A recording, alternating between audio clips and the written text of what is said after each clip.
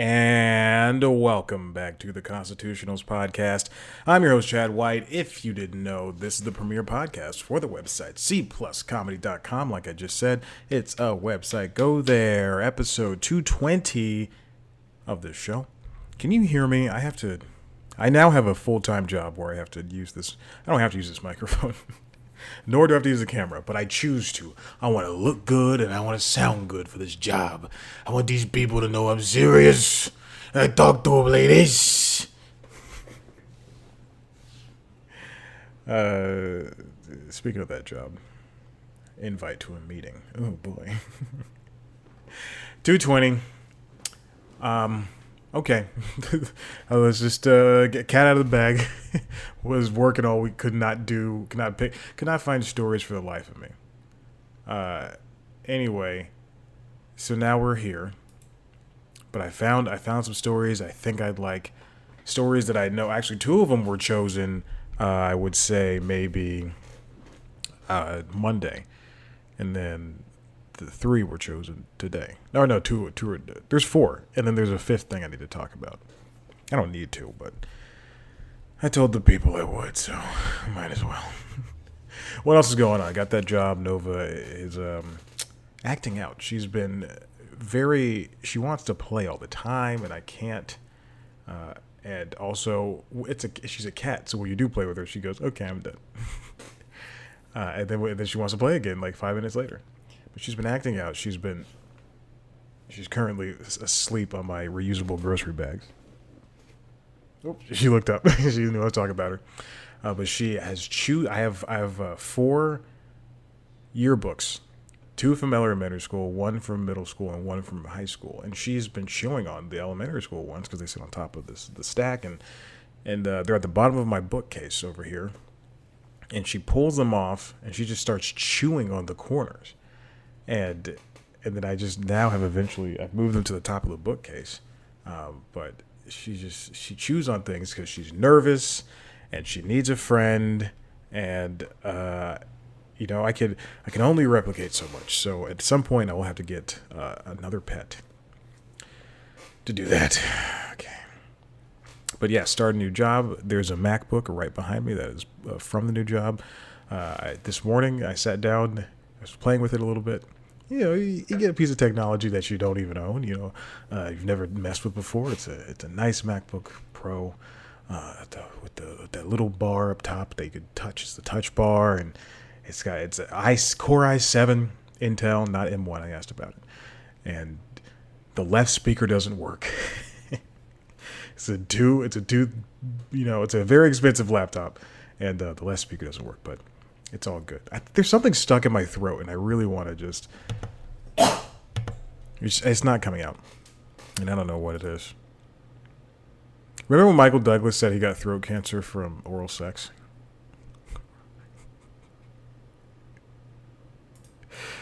This is a clean show. I didn't say any of the bad words. Hey, let's get to this first story. 3 minutes in. This comes from IGN, written by Matt Kim. Grand Theft Auto the Trilogy, the definitive edition, officially announced. Now, look, I do want to mention something, and I've been thinking about this for the past year and change. Basically, the entire pandemic. There was a point where, prior to the pandemic, and this is going to get very serious for a second, but it's about IGN, and I do like IGN. I do think they're obviously they're the oldest online video game news platform, and they're the biggest. And so I say this with love and grace and care. They had, I don't know, maybe if you looked at all the hosts on their shows, and I should put the microphone in front of my face.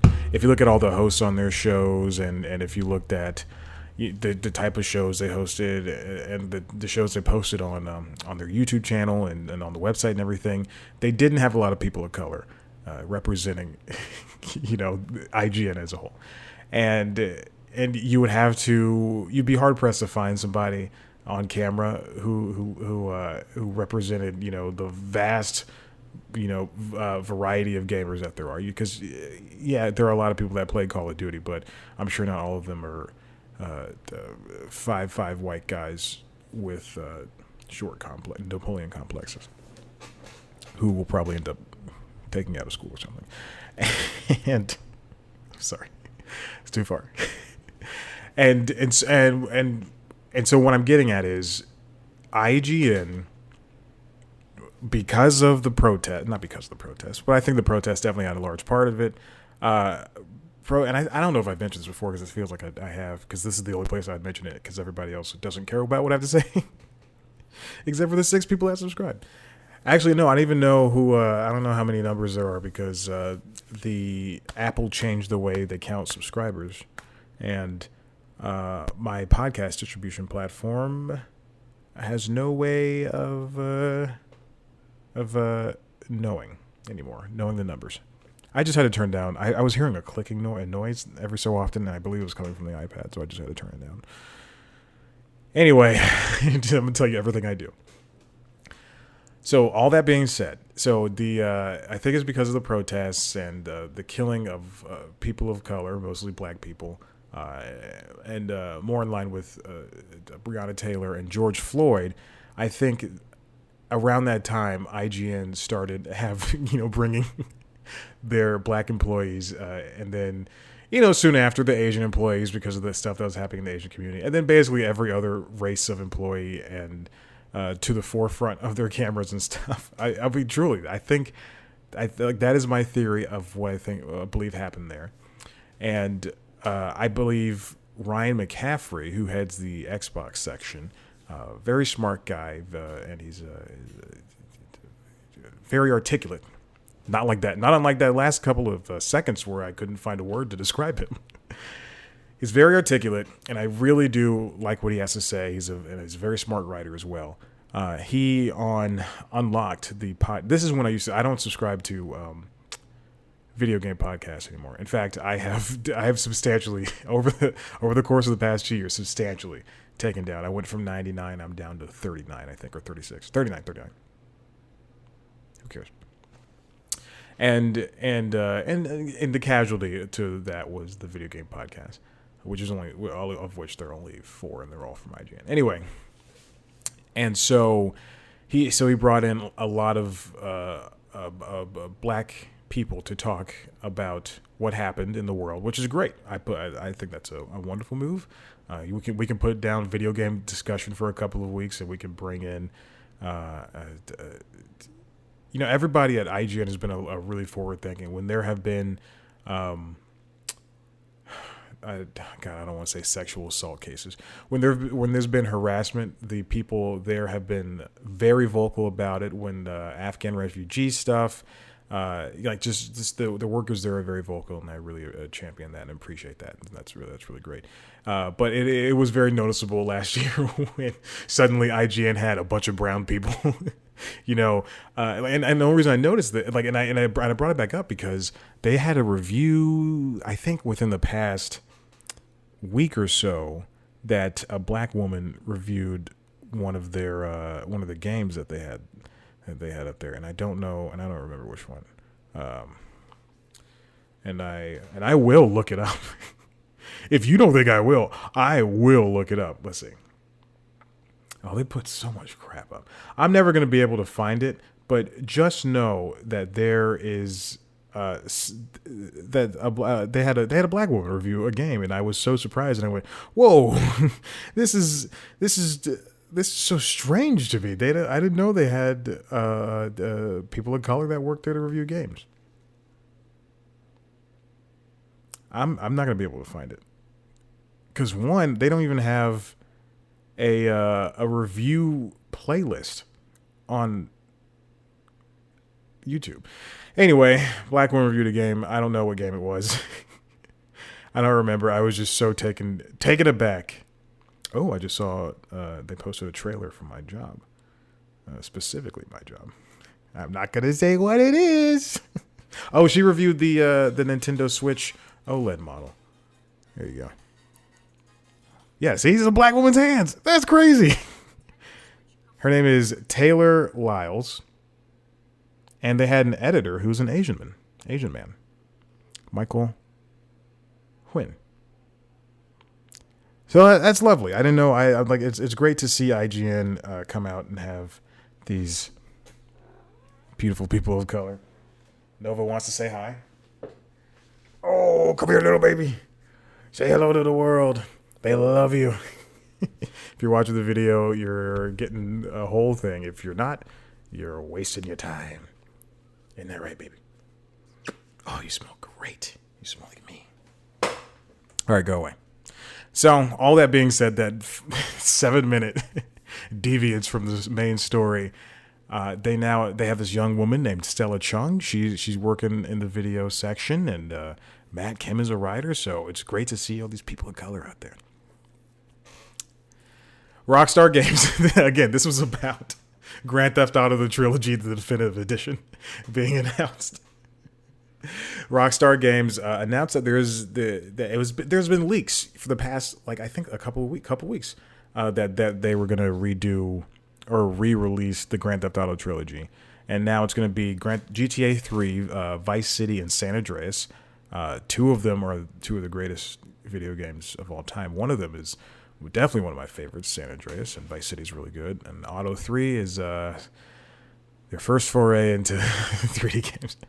And it's going to be released for the PlayStation systems, the Xbox systems, Nintendo Switch, and PC. Why don't we say that? The PlayStation systems, the Xbox systems, Xbox family. Because basically, if it comes out on Series X and S, it's going to be on Xbox One. And it's going to come later this year.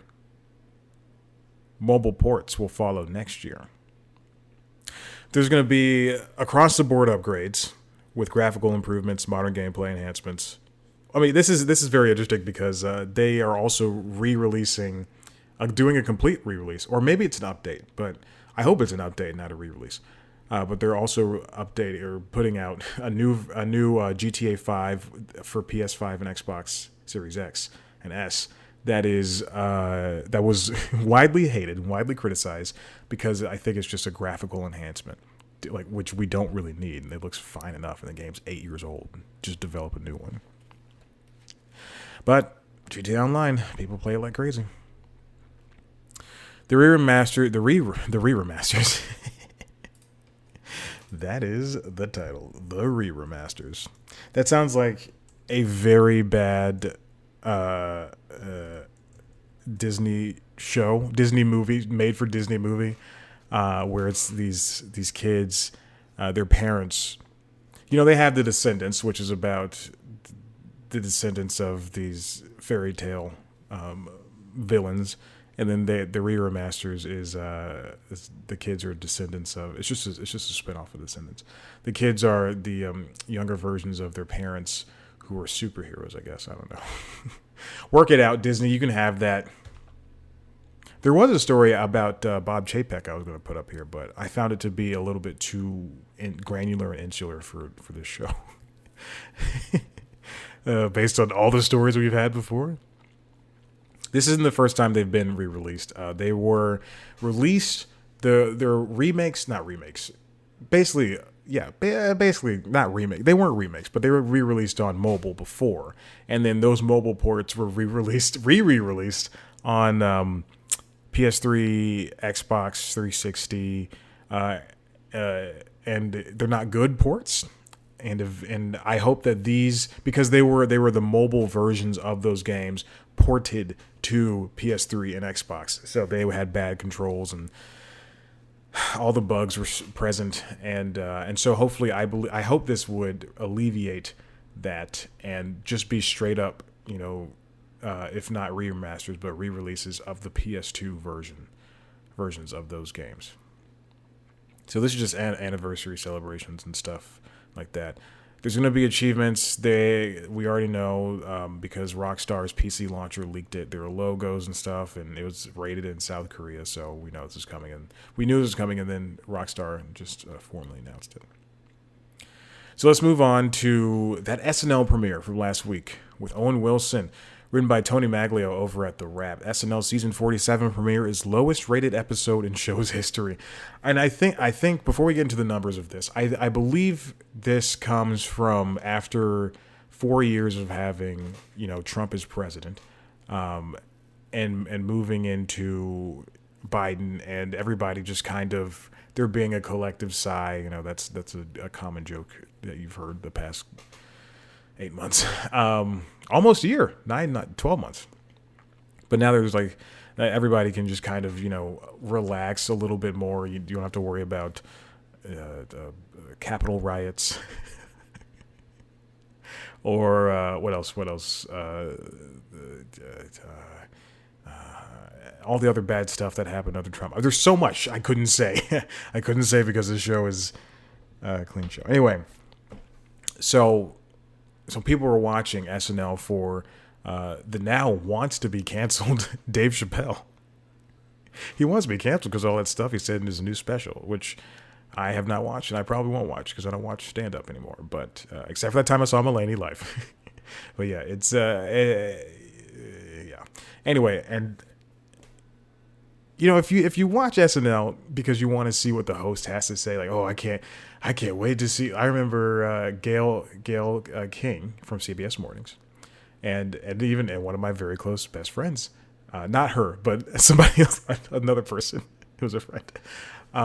They both of them said, I can't wait to see what Dave Chappelle says this about what Trump did this week. And I just went, no, that's not what we should be looking forward to. SNL is, I don't look forward to it for topical jokes.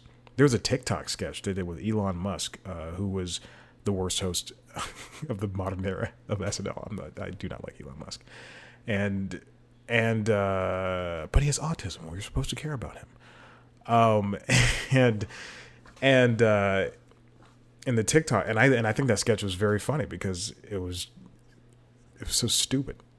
The TikTok sketch where all the kids are speaking like millennials or something like that, or not millennials, Gen Xers, or whoever's below me, Zers, Gen Zers, whatever. I don't even care anymore. So Saturday's episode drew a .92 rating in the advertiser coveted 18 to 49 demo. And 4.9 million total viewers. That's 50% down in the demo and 41% from the show's season 46 premiere that Rock hosted. In comparison, Rock had 8.252 million viewers. The Simpsons. And Simpsons was the only show during the fall premiere week. Wait, what? For what it's worth, Wilson's .92 rating was the second highest number in the key demo for any comedy that aired during the fall. Wow, so The Simpsons did better. So even though SNL did not do well, and The Simpsons did not technically do well either, they still ranked higher than shows like Home Economics and The Goldbergs, which is crazy to hear. Wow. And Bob Hart's Abishola. All those shows I watch. Every show I just named, I watch diligently, and I watch it every single week. Wow. Keegan-Michael Key had similar numbers back in May 15th. That was the previously all-time low. I think people are just, they don't have to pay attention to SNL anymore. Wow, jeez. For that type of stuff. Same thing for Scarlett Johansson. For that, and by that type of stuff, I should have finished that sentence because I was reading stuff. For that type of stuff is what I mean is people. I guess people really wanted to see what they had to say about Trump and the things that happened that week.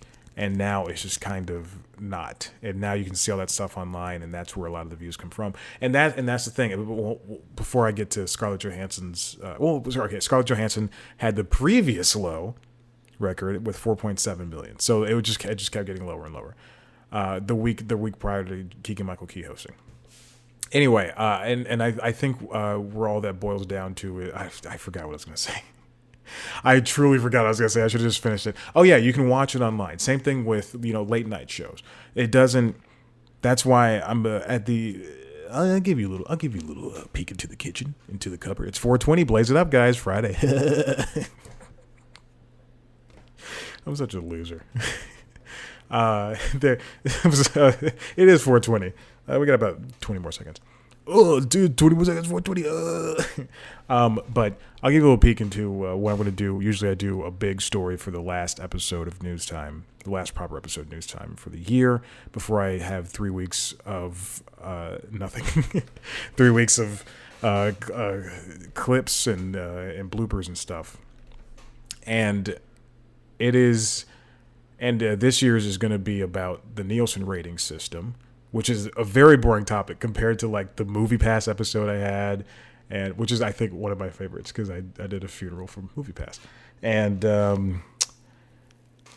so this week's is going to be about Nielsen because they basically the broadcast networks and even cablers and just basically everybody's sick of Nielsen and the way they count things, and now with the advent of streaming, with bringing on streaming and everything, it's tougher to really gauge how that stuff works. And so companies are thinking of just dropping the Nielsen system entirely or adopting something new along that. It used to be just the Nielsen ratings. That's how you counter your shows. And then now we can watch stuff on YouTube. We can watch stuff on streaming after the fact. We can watch stuff on 2 different platforms. You know, if it's Fox Broadcasting, you can watch it on Tubi and you can watch it on Hulu, or you can watch it live. So that's three. There's ultimately 3 ways you can watch a show like The Masked Singer, which I don't know why you would watch any of that. so it's we used to be Nielsen ratings by itself, and then now people have adopted. But prior to, I would say 2 or 3 years ago, it was Nielsen and then live plus 3-day ratings. So that would be live plus people watching it on their DVRs, people watching it on Hulu, people watching it like if it had an app like HBO Max, or excuse me, HBO Now, then watching it 3 days later on HBO Now, and that's how you get your ratings. So if it aired on Monday, then by Thursday you'd have a good sense of how many people you actually watched it versus how many people actually watched it live on Monday. And then there's also people talking about it on Twitter and Facebook and online in general, and that's how that's how you count that as well. Which is, I think that's just a very bummy system, and that's a good title, very bummy system. I might write that down. Oh god, I just peaked. I gotta turn this thing down, or maybe I should turn myself up because I think that's the problem. I also can't hear myself. I gotta get a monitor at some point. Very bummy problem. We'll call it 22 minutes. All right. It's tough to be your own producer and actor and screenwriter. What? And host and all that. So with that being said, I really don't think that this matters because we're not counting the YouTube stuff, and then they're not going. People watching it a week later. And then live plus 7 days a thing, and once there's a better, this is not going to affect SNL in any way possible. And Owen Wilson's a great person, and it was a very funny episode. That car sketch was so great. But this week they have Kim Kardashian West rather. I wonder if she's going to change her name. I think they'll get back together. I think they're a good couple. I like them. I like him and Kanye. I just think that it's not my place. It doesn't really matter, but I think they're a good couple. Hey, being very sincere. So, yeah, this in the long run, this doesn't matter, and I think NBC will only pay attention because when they have people like Kim Kardashian, and then next week they'll have Jason Sudeikis. I think it'll only start mattering, once they have these big names and they get. Or no, they get like 2 million viewers and no one's talking about them. Versus now they're getting 4 to 5 million viewers and everything they're still being talked about. And I do like that Lorne Michaels basically said, "Hey, stay until season 50, guys. I just need you to stay until season 50, and they can have a big cast list. Like I see that's." People are talking about that. It's fine. A big cast list is great, versus the original 8 people that were on that first season where everybody was stretched thin and they were all high on coke. or drinking all the time. Like it's you.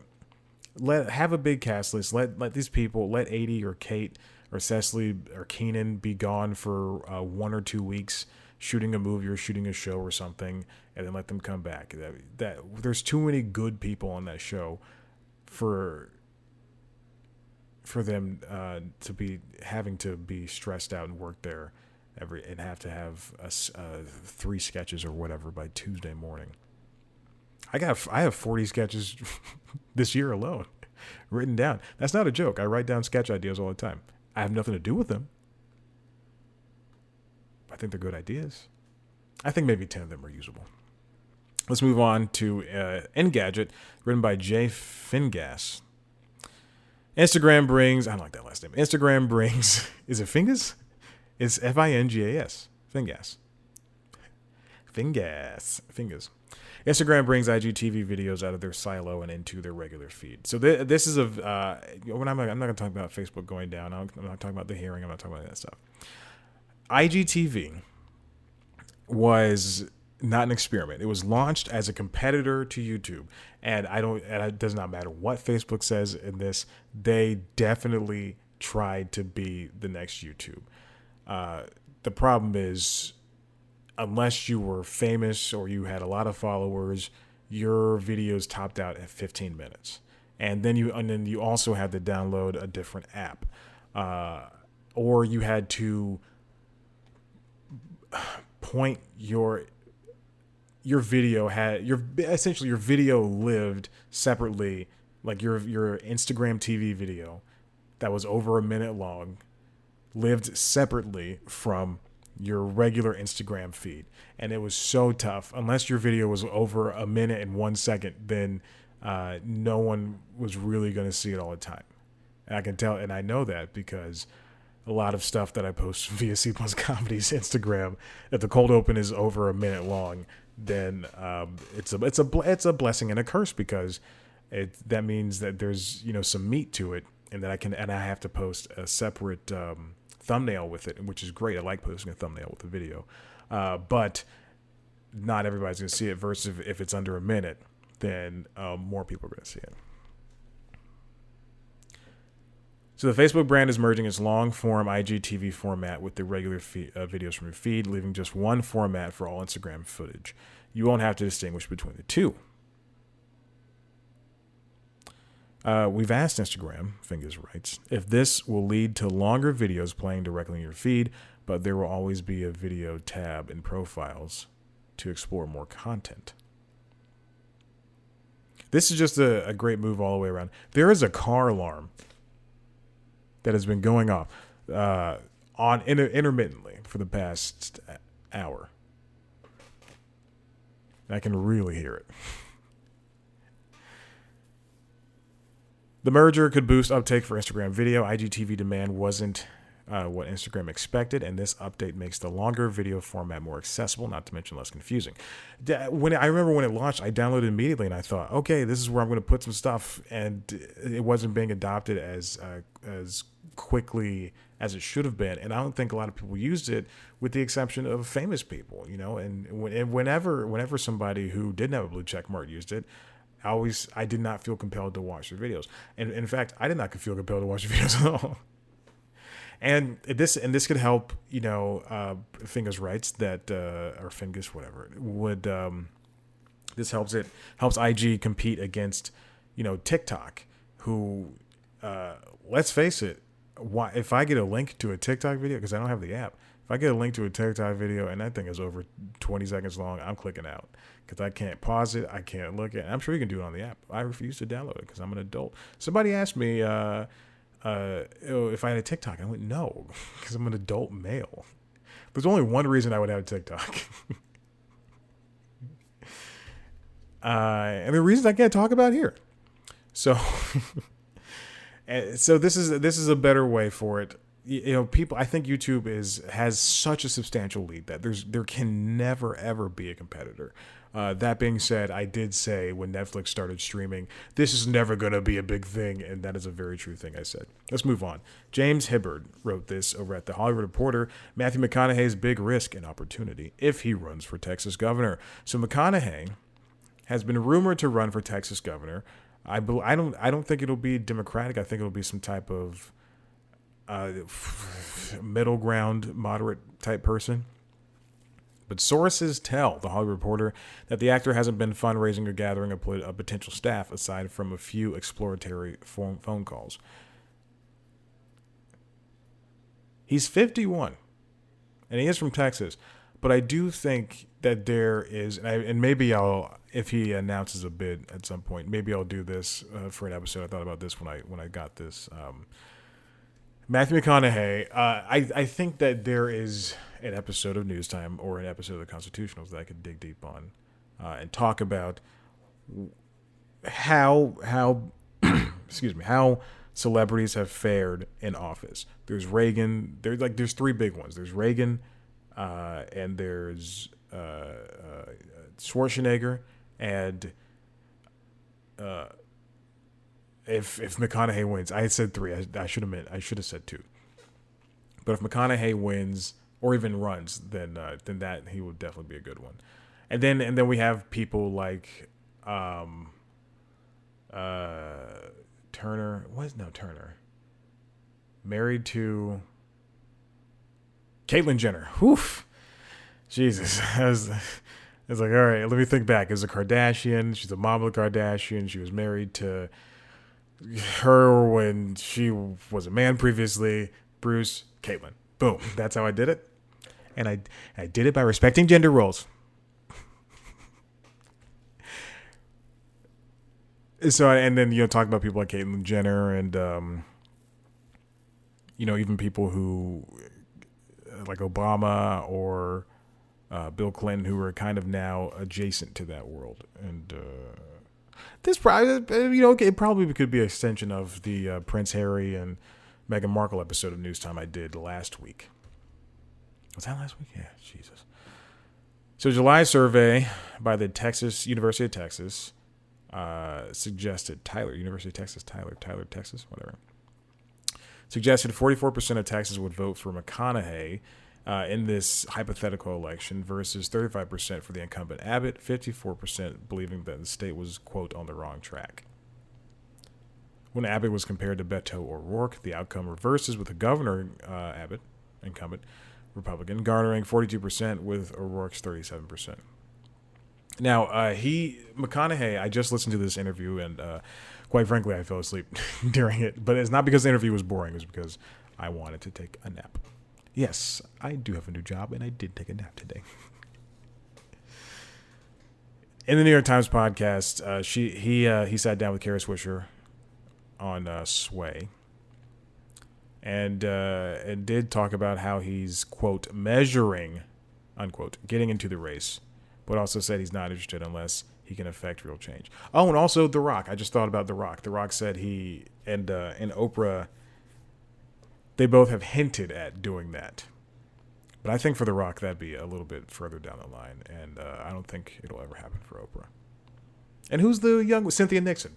The young woman. Cynthia Nixon from Sex and the City. She's into New York stuff, New York politics. So there you go. That's a whole episode. I'll write that down at some point. All right, so McConaughey, I was correct. He did brand himself as a centrist. He said the exact words, "I don't talk politics, I talk people." Hey, man, that's a good McConaughey. I don't know who this is now, but hey, man, it's me, Chong, or Cheech. Nope, I lost it.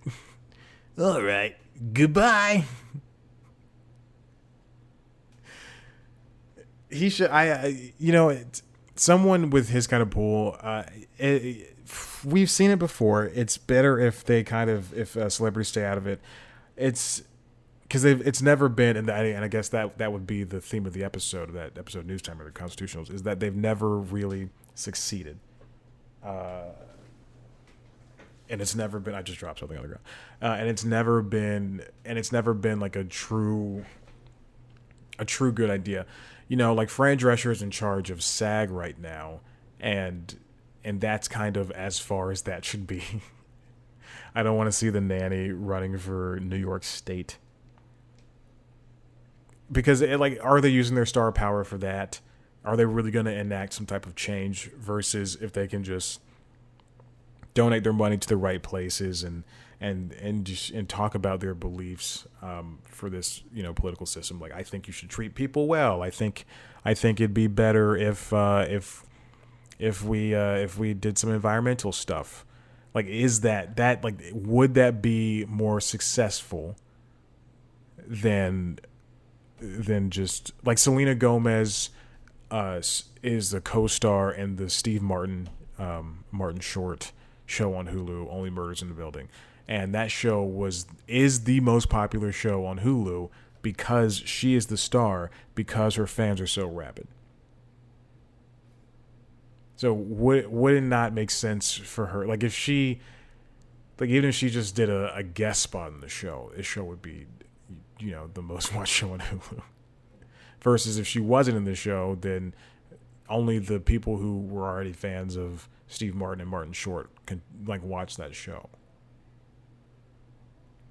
So I guess what it boils down to is, will he do better as somebody who uses that YouTube channel that he just opened up, who uses his platform to go out and say, this is how we should do it, and these are the causes we should help. Like Leonardo DiCaprio he gives money to a bunch of environmental causes, and he produces movies and documentaries that talk about helping the environment. And then if he ran for elected council, if he ran for neighborhood council, would that be just as effective? I don't think so. So he has to make a decision soon. The governor candidacy violation has to file no later than December 13th. If McConaughey runs, then everybody's... all eyes are already on Texas for that abortion ban and for all the other dumb crap that comes out of there, with the exception of the Cowboys. Owned by a dumb owner. I'll say it. I do want to go to the stadium, though. And there's Austin, Texas. I forgot about that. And Arlington, where Hank Hill and his family live.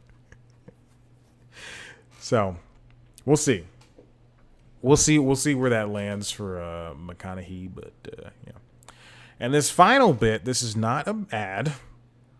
I'm just sharing from my friends who asked me to share this. They asked me to share it in a different way, but I don't write news on the site anymore, and I don't write stuff on the site because I don't see point in doing it. And also, it just didn't bring me happiness. As you may have heard in the Kyle Kinane interview. Check it out. But my friends over at Shark Party Media asked me to talk about Jen Kirkman's new podcast. A new podcast. Oh, hello. It's a new podcast. I'm fancy. Jen Kirkman's new podcast, Anxiety Bites. It's over on iHeartRadio. And wherever podcasts can be heard. My friend Jen Kirkman. Now, I say friend because I've spoken to her twice, and that means Chris Gethard is my friend as well.